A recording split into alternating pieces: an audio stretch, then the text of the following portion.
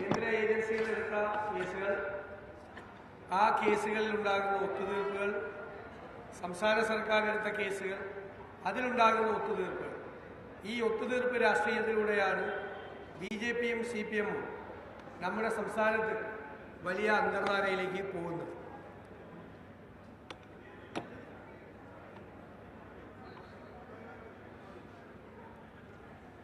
അതേ അവസരത്തിൽ സംസ്ഥാന ഗവൺമെൻറ് ജനജീവിതം കൂടുതൽ ദുസ്സഹമാക്കി മാറ്റുകയാണ്.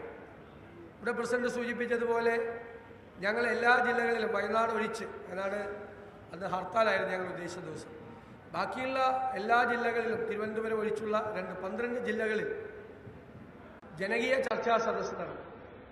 കേരളത്തിൽ ഇരു സർക്കാരുകളുടെയും ഭരണം കൊണ്ട് ഇരകളായി മാറിയ സാധാരണക്കാരൻ്റെ സങ്കടങ്ങളും അവൻ്റെ വിഷമങ്ങളുമാണ് ഈ പരിപാടിയിലെല്ലാം പ്രതികരിച്ചത്. മുഖ്യമന്ത്രി നടത്തുന്ന മുഖാമുഖത്തിൽ മുൻകൂട്ടി തയ്യാറാക്കിയ ചോദ്യങ്ങളാണ്. അതിൻ്റെ അപ്പുറമുള്ള ചോദ്യങ്ങൾ വന്നാൽ അദ്ദേഹം ക്ഷുഭിതനാകുകയും സർക്കാരിനെ ഏതെങ്കിലും രീതിയിൽ വിമർശിക്കുന്നവരോട് കയർക്കുകയും ചെയ്യുക. ഞങ്ങളെല്ലാം അവസാന ആൾ ഉന്നയിക്കുന്ന കാര്യങ്ങൾ വരെ കേട്ടിട്ടാണ് ഞങ്ങൾ പോകുന്നത്. പൊതുവായി ജനജീവിതം ദുസ്സഹമായി മാറിയിരിക്കുകയാണ്. നമ്മുടെ പരമ്പരാഗത വ്യവസായ മേഖല ഏറ്റവും വലിയ പ്രതിസന്ധിയെ നേരിടുന്നു. കശുവണ്ടി, കയർ, കൈത്തറി തുടങ്ങിയ മേഖലകളിലുള്ള ആളുകളുടെ ഏറ്റവും പരിതാപകരമായൊരവസ്ഥയിലേക്ക് പോകുന്നു. നമ്മളിപ്പോൾ കൊല്ലത്ത് നിന്നാണ് നിങ്ങളോട് സംസാരിക്കുന്നത്. കൊല്ലത്ത് കശുവണ്ടിയുടെ ആസ്ഥാനമാണ്. എന്താണ് കശുവണ്ടി തൊഴിലാളികളുടെ സ്ഥിതി? ഇപ്പോൾ 8 വർഷം കൂടിയിട്ടാണ് 23% കൂലി വർദ്ധിപ്പിച്ചത് പലരും അവകാശപ്പെടുന്നത്.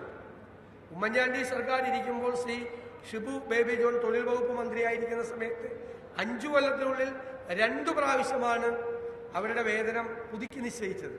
8 കൊല്ലത്തിനിടയിൽ ഇപ്പോൾ 1 പ്രാവശ്യമാണ് നിശ്ചയിച്ചത്.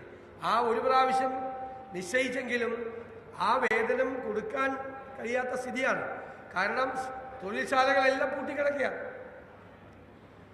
840ഓളം സ്ഥാപനങ്ങളുള്ളതിൽ ഏകദേശം 800ഓളം തൊഴിൽ സ്ഥാപനങ്ങൾ പൂട്ടിക്കിടക്കുകയാണ്. തൊഴിലാളികൾക്ക് തൊഴിൽ കൊടുക്കാൻ കഴിയുന്നില്ല. സർക്കാരിൻ്റെ ഏജൻസിയായ കാപ്പെക്സും കാഷ്യൂ കോർപ്പറേഷനും 10,000-ൽ താഴെ തൊഴിലാളികൾക്കാണ് തൊഴിൽ കൊടുക്കുന്നത്. ബാക്കിയുള്ള സ്വകാര്യ സംരംഭങ്ങൾ മുഴുവൻ തന്നെ ഏകദേശം എല്ലാം പൂട്ടിക്കിടക്കുകയാണ്. അപ്പോൾ രൂക്ഷമായ സാമ്പത്തിക പ്രതിസന്ധിയിലൂടെ, ദുരിതത്തിലൂടെയാണ് തൊഴിലാളികൾ പോകുന്നത്. ഇതേ സ്ഥിതിയാണ് കയറിൻ്റെ കാര്യത്തിലും കൈത്തറിയുടെ ആ കാര്യത്തിലും ഉള്ളത്. സാമൂഹ്യ സുരക്ഷാ പെൻഷൻ കിട്ടാതെ ആളുകൾ പ്രയാസപ്പെടുന്നു. മരുന്ന് മേടിക്കാൻ പോലും പണമില്ല. ഇവർ 2 പ്രാവശ്യം വൈദ്യുതി ചാർജ് കൂട്ടി, വെള്ളക്കരം കൂട്ടി, കെട്ടിട നികുതി കൂട്ടി, എല്ലാ സേവന നികുതികളും വർദ്ധിപ്പിച്ചു.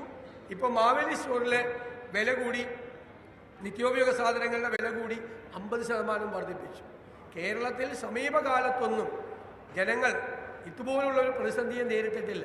ഞാൻ പറഞ്ഞതുപോലെ ജപ്തി നടപടികൾ നേരിടുകയാണ്. കിടപ്പാടങ്ങളും കൃഷിയിടങ്ങളും ജപ്തി ചെയ്യപ്പെടുകയാണ്. ആശുപത്രിയിൽ മരുന്നില്ല. അപ്പോൾ കേന്ദ്ര സർക്കാരിനെതിരായി, അവരുടെ വർഗീയതയ്ക്കും അവരുടെ ഫാസിസത്തിനുമെതിരായിട്ടുള്ള പോരാട്ടം UDF നടത്തുമ്പോൾ തന്നെ അതോടൊപ്പം ഈ സംസ്ഥാന ഗവൺമെൻറ് ജനങ്ങളുടെ തലയിൽ കെട്ടിവെച്ച ഈ കെടുതികൾക്കെതിരായിട്ടുള്ള പോരാട്ടം ഞങ്ങൾ ഒരേപോലെ തന്നെ മുമ്പോട്ട് കൊണ്ടുപോകും.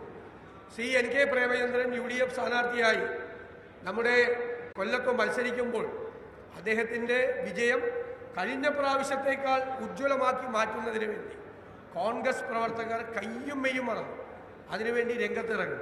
ശ്രീ NK പ്രേമചന്ദ്രൻ UDFന്, കോൺഗ്രസ്സിന്, എല്ലാവർക്കും അഭിമാനമുയർത്തുന്ന ഞങ്ങളുടെ പ്രിയപ്പെട്ട ഒരു സ്ഥാനാർത്ഥി കൂടിയാണ്.